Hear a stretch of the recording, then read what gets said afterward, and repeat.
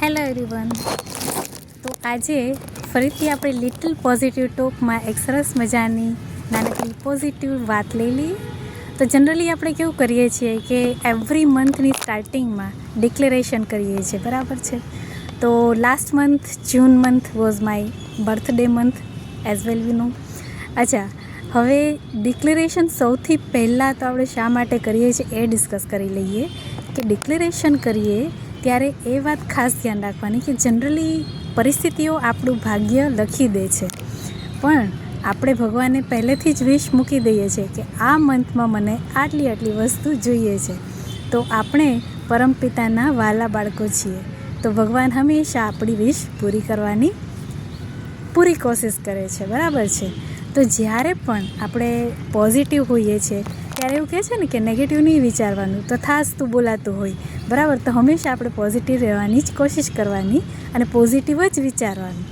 તો તે વખતે જૂન મંથમાં મેં મારું એક વિશ મૂકી હતી ભગવાનને કે મને એક મોબાઈલ જોઈતો હતો, બરાબર છે. તો મેં ભગવાનને કહ્યું હતું કે ભગવાન મને એક મોબાઈલ તો જોઈએ જ છે, અને વાત એમ છે કે એ મોબાઈલ મને મળી ગયો છે. મતલબ મારા બર્થડે મંથમાં મને એક મારા તરફથી જ જે ગિફ્ટ જોઈતી હતી એ મળી ગઈ છે. તો અત્યારે એ જ મોબાઈલથી આપણે રેકોર્ડિંગ કરીએ છીએ અને વાતચીત કરી શકીએ છીએ, બરાબર છે. તો આ વસ્તુ એટલા માટે ખાસ ડિસ્કસ કરવાની કે જ્યારે પરિસ્થિતિઓ આપણે ભાગ્ય લખે એની પહેલાં આપણે ભગવાનને જો વિશ મૂકી દઈએ છીએ તો કેટલી સરસ રીતે એ પૂરી થાય છે અને એ આપણને હંમેશા ખુશી આપે છે. અને ત્યારે આપણે ગ્રેટિટ્યૂડ કરવાનું ભૂલી ન જવું જોઈએ. હંમેશા ગ્રેટિટ્યૂડ કરતા રહેવું જોઈએ ભગવાનને, યુનિવર્સને, જે પણ સોર્સ એનર્જી આપણે માનીએ છીએ તો એને થેન્ક યુ કહેતા રહેવું જોઈએ, બરાબર છે. તો આ વખતે આપણે જુલાઈ મંથ માટે શું ડિક્લેર કરીશું? ઓફકોર્સ હેપીનેસ, બરાબર. Blessed month, miracles. આ તો ખાસ આપણે કરીએ છીએ. તો સૌથી પહેલાં મેં જે ડિક્લેરેશનમાં લખેલું છે તે ખાસ તો જુલાઈ મંથ જે છે એને એક તો સરસ મજાનું એક એડજેક્ટિવ આપી દેવાનું. આપણે જ્યારે બી જુલાઈ મંથ માટે કે કોઈ પણ મંથ માટે ડિક્લેરેશન કરીએ છીએ ત્યારે એક સરસ મજાનું એને વિશેષણ આપી દેવાનું. તો એક તો મેં આ વખતે આપ્યું છે જોવિયલ જુલાઈ, બરાબર.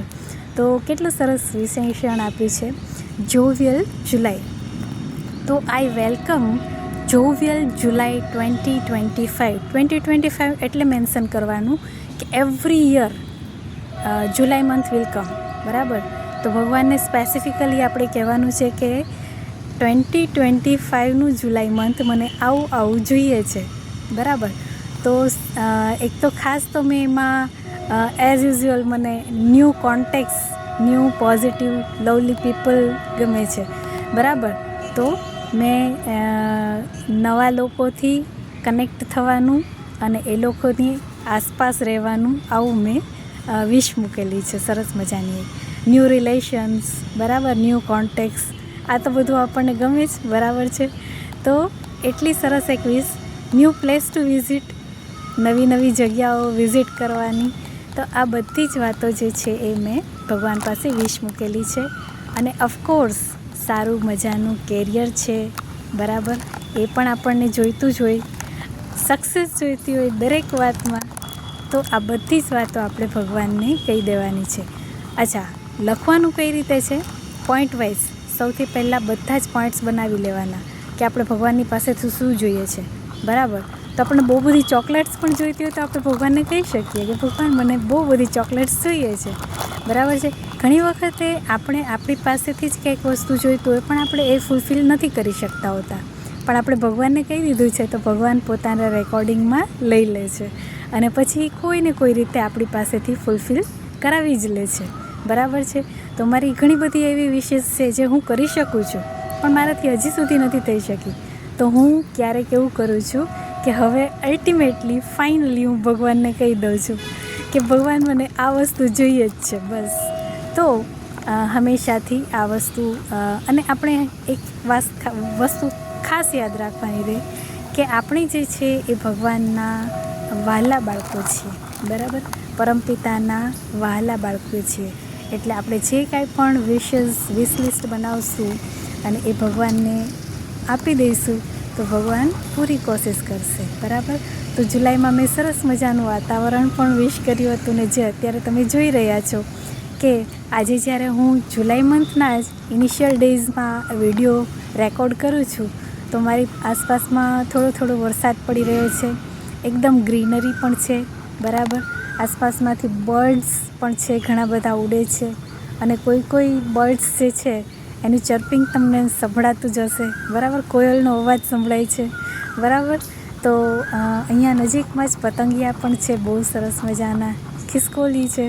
તો કેટલું સરસ વાતાવરણ છે, જે મેં હંમેશા ભગવાનને કીધું હતું આવું સરસ જુલાઈ મંથમાં વાતાવરણ રહે અને હું હંમેશા હેપી રહીશ.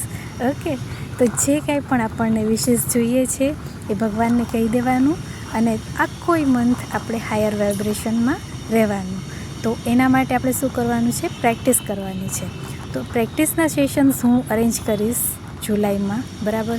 તો જે લોકોને બી જોઈન કરવું છે તો એ લોકો જોઈન કરી શકે. અને હા, જુલાઈ મંથમાં મેં એક સેલ્ફ હિલિંગનું સેશન પણ ડિક્લેર કર્યું છે, બરાબર. કે સેલ્ફ હિલિંગનું એક સેશન છે એ બહુ જ સરસ રીતે અરેન્જ થઈ જશે, એની ખૂબ સારી વ્યવસ્થા પણ જળવાઈ જશે અને બહુ બધા લોકોને એનો ફાયદો મળી શકશે. તો આ એક મેં ડિક્લેર કરેલું છે, ઓકે. અને આવા જ તમારે જે કાંઈ પણ ડિક્લેરેશન કરવાના છે તો મારા પ્રીવિયસ વિડીયોઝમાંથી તમે સિલેક્ટ કરી શકો અને રેગ્યુલરમાં પણ તમને ગાઈડન્સ જોઈતું હોય તો એના વિશે પણ તમને ગાઈડન્સ મળી શકશે, બરાબર છે. તો જેને પણ મારું રેગ્યુલર સેશન જોઈન કરવું છે એ લોકો ડિસ્ક્રિપ્શનમાં હું મારું ઈમેલ આઈડી મોકલાવી દઉં છું, એમાં તમે રજિસ્ટર કરાવી શકશો. Okay, thank you. I hope this one will be helpful to you. Okay, મળીએ ફરી પાછા.